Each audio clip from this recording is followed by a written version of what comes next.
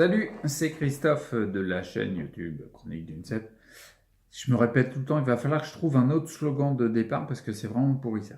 Bref, je te fais une vidéo là pour parler des outils qu'on a à notre disposition dans les services de santé, dans la médecine. Attends, je regarde un peu.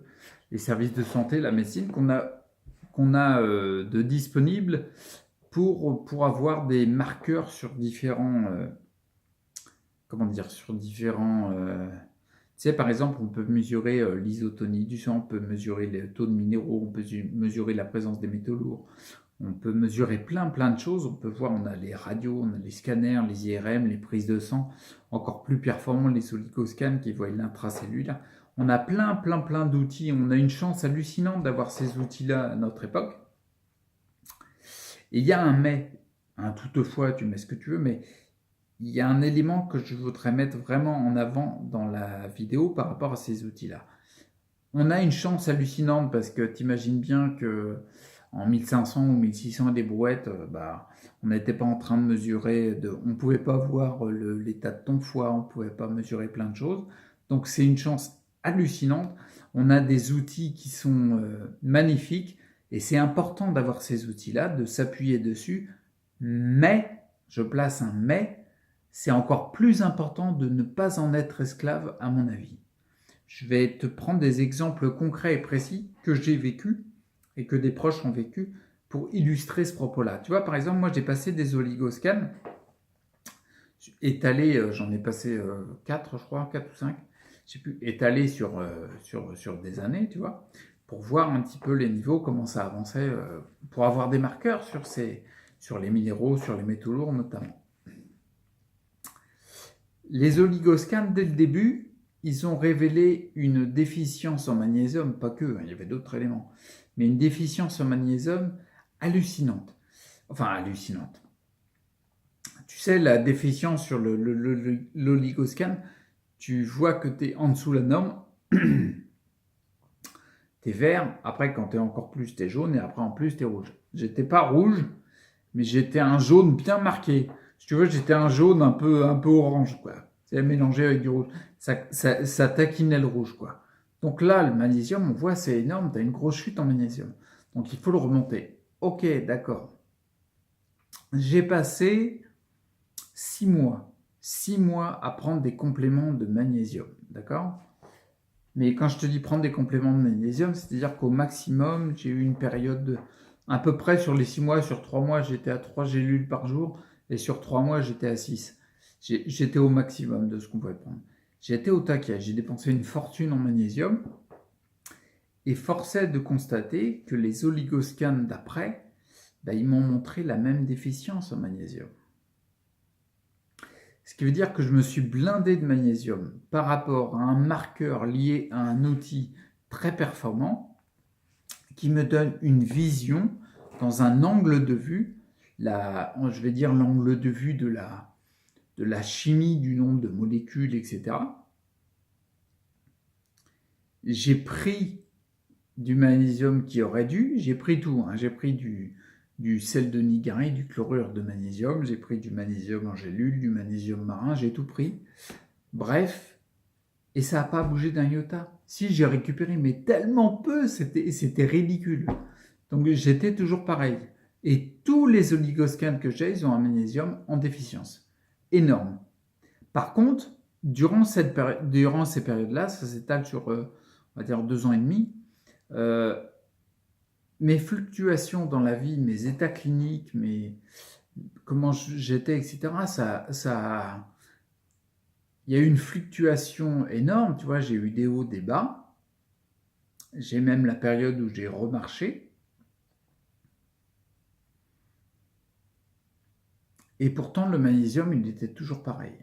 Ce que je veux mettre en avant, c'est que parfois, le critère de nos outils qu'on utilise pour pouvoir montrer certains marqueurs peut ne pas correspondre du tout à nos états et à nos améliorations de santé. D'accord? Tout ça pour dire que c'est peut-être pas intéressant de mettre un focus uniquement sur cet élément-là. Encore une fois, c'est une vérité relative. tu as un marqueur, tu as un outil qui t'amène une information importante, mais elle n'est pas absolue. Et c'est important, je vais t'expliquer pourquoi. Une autre partie, sur l'oligoscan, tu sais, tu as 3 feuilles. Tu as une première feuille qui donne le bilan des minéraux, des oligo-éléments, une deuxième feuille qui donne en gros le bilan des métaux lourds, et puis je crois qu'il parle des ratios, enfin des ratios libres, bon bref. Et il y a une troisième feuille qui te donne un état général, c'est pas des mesures, c'est du calcul. C'est du calcul par rapport aux mesures des deux feuilles précédentes. Bref, ça donne un état sur le système nerveux, sur comment tu as réagi comment dire, ta capacité d'adaptation aux éléments extérieurs, comment tu réagis par rapport à ça. Il y a plusieurs éléments, je les ai plus en tête. Bref, cette feuille-là, à mon sens, elle est hyper importante. C'est un bon visuel sur un ensemble de ton être. Peut-être même des fois encore mieux que la première et que la deuxième, même s'il y en a beaucoup qui se placent par rapport à ça. Ce que je veux dire, c'est que cette troisième feuille-là, moi, j'avais des valeurs qui étaient dans les choux, mais énormes. J'ai fait le test avec l'iridologue naturopathe qui me suivait, de formation allemande, là, et on a fait le test. Moi, je l'ai fait en premier, c'est-à-dire que j'ai passé un oligoscan, j'avais des valeurs pourries, on peut dire ce qu'il y a, et j'ai pris aucun complément. J'ai rien changé. J'ai changé que des choses par rapport à, on va dire, globalement, mon mental, mon esprit, quoi. J'ai changé mes objectifs, j'ai essayé de remettre dans la vie, dans les actions que je faisais, etc. Mais j'ai pris aucun complément. Et bien cette feuille-là, dès l'oligoscan d'après, au bout de 6 mois, et ben tout avait changé. Toutes les valeurs, elles étaient beaucoup plus positives. Tu vois, je m'étale pas là-dessus, c'est juste pour mettre en avant le fait que si j'étais resté figé sur le premier oligoscan, ça m'aurait figé, ça m'aurait bloqué, tu vois. Alors que j'ai pris l'info, mais j'en suis pas tombé esclave. Et derrière, les choses ont évolué peut-être sur des plans que je ne pensais pas, qui étaient ceux qu'il fallait rééquilibrer. D'accord?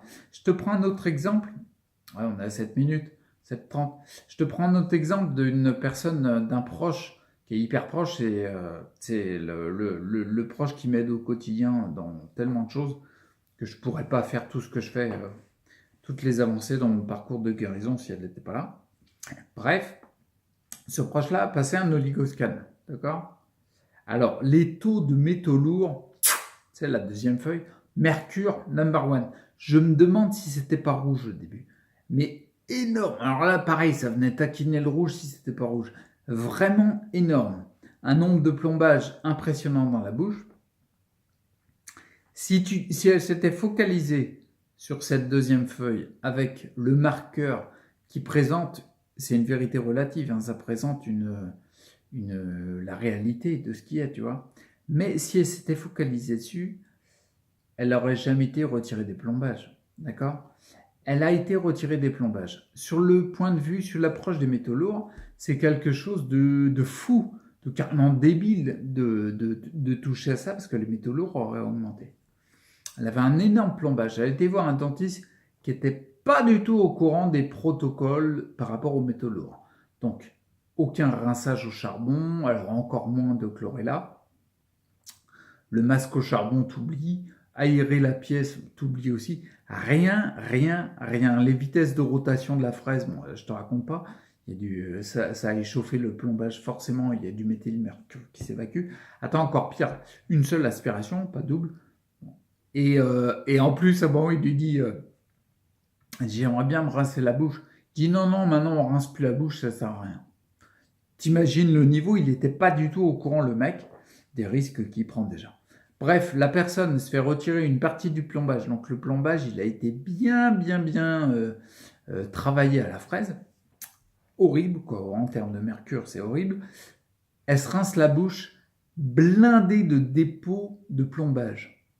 Elle en avait plein la bouche. Elle revient du dentiste. Écoute, ça fait maintenant 1 mois et demi, je crois, 2 mois. Il n'y a pas eu une fois où elle se sentit mal parce que les métaux lourds auraient remonté. Il n'y a pas eu une fois ça. Et elle a senti quoi? Que du soulagement. Si elle était restée, c'est le point de la vidéo que je veux mettre en avant, si elle était restée focalisée sur le marqueur de l'outil de la deuxième feuille de l'oligoscan, elle n'aurait pas fait ça, mais elle n'aurait pas été soulagée. Tu vois? C'est vraiment pour mettre en avant le fait que les outils sont magnifiques. L'oligoscan, je pense vraiment que c'est le meilleur outil qui est, parce que tu vois, dans l'intracellulaire, c'est comme si tu prenais une photo de l'intérieur. Et c'est la plus belle photo que tu peux avoir avec les analyses de sang. Tu ne peux pas avoir autant de précision. Mais comme je le disais au début, il ne faut pas en être esclave. D'accord? Comme je le disais dans l'exemple, tu vois, elle a retiré une partie du plombage et ça lui a fait du bien. Elle a amélioré, tiens, je bafouille, elle a amélioré son état de santé, tu vois, nettement. Alors que si elle était restée focalisée par rapport à l'angle de vue des métaux lourds, par rapport au marqueur qui était donné sur la deuxième feuille de l'oligoscan, elle n'aurait jamais fait ça. Il y a des choses que les outils nous montrent et c'est très bien, mais ils ne sont pas uniques. Tu vois, je vais te mettre un exemple, mais par exemple, ce que l'oligoscan ne montre pas, il ne montre pas, par exemple, les blocages liés aux matériaux que tu as en bouche, comme les résines, les plombages, etc. Mais même les blocages liés aux métaux que tu portes sur toi, qui sont énormes. Il y a des gens qui sentent beaucoup mieux une fois que les métaux lourds sont retirés, une fois que les plombages sont retirés, pardon. L'oligoscan, ce qu'il montre pas, il ne montre pas, par exemple, les traumatismes que tu as eus, qui vont te créer des blocages au niveau de l'inconscient. Il ne va pas te montrer les applications que tu as créées dans l'inconscient, qui te génèrent des automatismes qui sont plus délétères pour toi, qui sont peut-être les causes de ton déséquilibre quand tu vois tes minéraux qui chutent. Par exemple, moi, j'ai peut-être des causes liées à des traumas ou des croyances limitantes qui, au fond, sont celles qui me génèrent la baisse de magnésium, par exemple. Qu'est-ce que tu en sais? Tu vas dire, bah oui, mais c'est n'importe quoi. Mais c'est des faits, c'est factuel sur le fait que quand tu libères, par exemple, un trauma, une croyance limitante, ou même, par exemple, le blocage des résines, tu as une libération. Qui te dit que c'est pas ça la cause? Tu vois ce que je veux dire? Il peut y avoir aussi, par exemple, ouais, comme je disais, par exemple, des blocages liés aux peurs dans l'inconscient, tu vois. Ben ça, l'oligoscan, il ne te le montre pas. L'oligoscan, c'est un outil magnifique, mais même les autres outils, l'IRM dont j'ai parlé, tiens, je te mets le lien, j'ai fait une vidéo là-dessus, les scanners, les prises de sang, c'est des outils magnifiques qui nous donnent des marqueurs magnifiques, mais ils ne montrent pas tout. Tu vois ce que je veux dire? C'est un angle de vue. Donc, cristalliser des appréhensions là-dessus, ça, par contre, c'est délétère. C'est là où je veux en venir dans le sens que il est plus important de ne pas être esclave de ces marqueurs-là que l'importance des outils eux-mêmes. Tu vois ce que je veux dire? Par exemple, l'oligoscan, par exemple, cette personne-là, dans l'exemple, si elle s'était cristallisée sur la deuxième feuille le taux énorme de mercure, bah, ça lui aurait créé une peur. Et créer une peur, c'est forcément bloquant. La peur, la peur, elle existe pour être transcendée, pour passer au-delà de ça. Après, derrière, forcément, je vais pas te faire un cours sur les émotions, mais la seule émotion profonde, c'est la joie. Et toutes les autres émotions sont des étapes qui permettent d'amener à la joie. Parce qu'à chaque fois qu'elles sont dépassées, la joie, elle arrive. Bon, bref, je te ferai un truc sur les émotions. Bref, mais tu vois, ce que je veux dire, c'est que l'oligoscan, si elle était restée cristallisée sur la deuxième feuille avec l'automne de métaux lourds, elle aurait créé une peur. Et la peur, derrière, elle engendre une biochimie différente dans ton corps qui va peut-être être de perdre ton magnésium, pour moi par exemple, ou de perdre tes minéraux. Donc ça peut être vraiment très très bloquant. C'est important de se libérer de l'outil qui t'apporte une info importante, mais elle n'est pas en vérité absolue. Ce que je veux dire, c'est que par exemple, ouais, la peur si tu as peur des métaux lourds, je fais une petite digression là-dessus, mais la peur que peut éventuellement te générer le passage d'un oligoscan ou d'une IRM en voyant tes plaques, c'est pour ça que j'en passe pas, tu vois. Ou d'un scanner, ou d'un... et ben ça, tu le renforces. Comment dire, le résultat de l'outil magnifique que tu utilises peut te renforcer tes peurs et du coup créer un cercle vicieux en accentuant ce que tu as visualisé par l'intermédiaire de l'outil. C'est hyper vicieux. Il faut éviter ça à fond. Si tu as peur des métaux lourds parce que tu vois des taux et des barres jaunes au lieu qu'elles soient vertes, tu vas accentuer le phénomène. Si tu as peur, par exemple, de voir une déminéralisation énorme en voyant Elle est réelle, ok, d'accord, c'est une vérité, elle est réelle. Mais si tu as peur de ça, tu vas renforcer. Ça se trouve, tu vas rappuyer le fait de perdre et d'avoir une fuite de minéraux. Il ne faut pas oublier, j'avais fait une vidéo qui s'appelait On croit ce qu'on voit sur les croyances. Il ne faut pas oublier qu'il y a un mec, je t'en parle pas à fond, mais il y a un type qui, parce qu'il avait peur de mourir d'hypothermie, il est mort d'hypothermie, alors que rationnellement, il n'y avait aucun fait qui montrait qu'il allait mourir d'hypothermie parce que les degrés étaient au minimum en bas à 16 degrés et on ne meurt pas d'hypothermie à 16 degrés. Je te rappelle qu'en 1983, il y a eu une expérience sur l'effet placebo. Il y a des personnes qui ont pris ce qu'on appelle un placebo, c'est-à-dire une substance neutre et pas une substance active comme la chimiothérapie. Ils croyaient que c'était de la chimio. Donc, au fond, en inconscient, ils avaient un peu peur de la chimio. Et qu'est-ce qu'ils ont fait? À 30%, ils ont perdu leurs cheveux. C'est énorme. Si, je crois que c'est 30%, je crois que c'est 33% exactement. Bref, il y en a qui ont perdu leurs cheveux. Donc, attention de ne pas renforcer des peurs qui vont alimenter les blocages qui sont peut-être la cause du déséquilibre que tu vois par l'intermédiaire de l'outil que tu as utilisé. Tu vois le truc? C'est ça que je voulais te dire et je vais en rester là. Je vais juste finir par un parallèle, tu vois. Parce que j'ai fait de la photo, j'étais photographe et je compte bien le refaire, mais un truc que j'ai vu dans la photo, c'est que, imagine, je te prends en photo, d'accord? À un instant T, je fais une photo de toi. On va dire que la photo que je prends, le matériel que j'utilise, c'est le parallèle avec l'outil que tu utilises pour avoir des marqueurs sur l'état de santé. Je prends une photo et j'ai une photo devant moi. La photo devant moi, elle représente les marqueurs que tu vois, par exemple, prenons le LigoScan, elle représente les feuilles de LigoScan, par exemple, ou alors l'IRM que tu as passé. Cette photo-là, je la prends et je déduis des façons d'être que je te colle à toi par rapport à uniquement cette photo. Ce que je veux dire là, c'est que en fait, la photo, elle ne te résume pas dans ton ensemble. Je ne peux pas ne te résumer tout ton être, ton individu, uniquement à cette photo. C'est impossible. C'est évident, non? Et ben, un appareil de mesure, un oligoscan, un IRM, tout ça, il ne peut pas, les résultats que tu obtiens ne peuvent pas te résumer dans ton ensemble. Et là, je pourrais faire une digression vers la démarche holistique, mais je ferai une vidéo là-dessus. Un appareil photo, une photo ne te résume pas dans ton ensemble. Les résultats d'un outil au service de la santé ne te résument pas dans ton ensemble. Alors, on détend les choses, on essaie de ne pas cristalliser de peur. Et cool, il y a plein de personnes qui ont enlevé des résines, des amalgames, qui vont mieux après. Il n'y a pas que ceux qui vont moins bien après. D'accord? Je t'invite à ne pas rester bloqué et à ne pas être esclave des outils magnifiques qu'on a à notre disposition à l'heure actuelle, qui permettent de mettre une étape supplémentaire sur la compréhension de notre déséquilibre, mais qui ne sont pas uniques et qui ne sont pas une vérité absolue. Ok? Je t'invite à rester acteur pour ta santé. N'hésite pas à partager si tu penses que c'est judicieux pour quelqu'un, que ça peut l'être du moins.